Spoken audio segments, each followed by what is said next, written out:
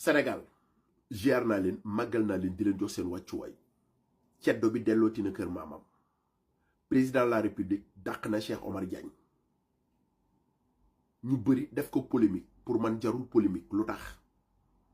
président de la république moom la yàlla suñu borom may doole jaarale ko ci askan wi mu yor décret di mën di fal ak a folli ku ko neex bi muy fal Cheikh Omar Diagne tàgguwuñu su xëyee dàq ko tamit waruñoo tàggu loolu amul benn problème waaye ñun dañ cee am suñu gis-gis te di ko wax bu fekkee président de la république dafa dàq Cheikh Omar Diagne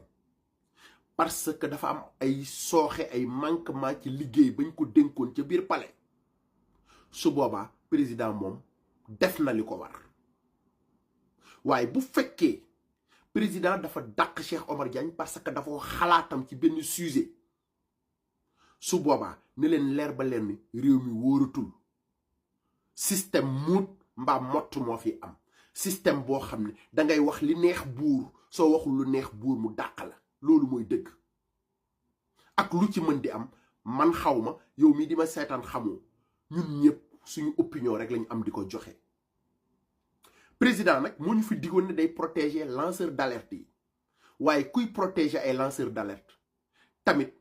mooy yaa ngi protéger ñi am seen xalaat ci réew mi di ko wax te mu méngoog dëgg nag li Cheikh Omar Diagne wax ba tey ji indi luñ ñu contraire bi ba tey ji indi luñ ñu luy prouver que ne moom li mu wax du dëgg waaye ñu ëpp ci ñi koy démentir dañ koy menacer ak di ko saaga te du ñenn ñu dul ñun ñi nga xam ne ñoo bokk ci tarixa yi nay dëgg loolu mooy dëgg léegi nag dàq nañ ko man moom du sama problème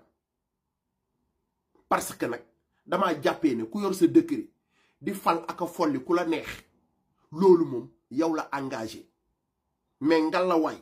liberté d'expression bi ñu doon xeex ci jamonoy Macky Sall ku nekk am sa xalaat ci réew mi di ko wax nañu bàyyi nit ñi ñu wax seen xalaat nit boo koy weddi tamit na nga ko weddi teg ko ci xam-xam indi luy prouver maanaam que ni moom li mu wax du dëgg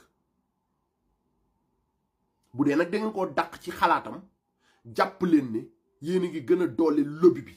jàpp leen ne système bi mu ngi gën a toog jàpp leen que ne tamit maanaam lañ doon xeex ci réew mi jàpp leen ne jugagu fi ba tey sur ce maa ngi leen di souhaiter bonne et heureuse année 2025 yàlla na yàlla suñu borom defal ñëpp jàmm man moom yeewi naa askan wi lu neex na waay def lu neex na waay wax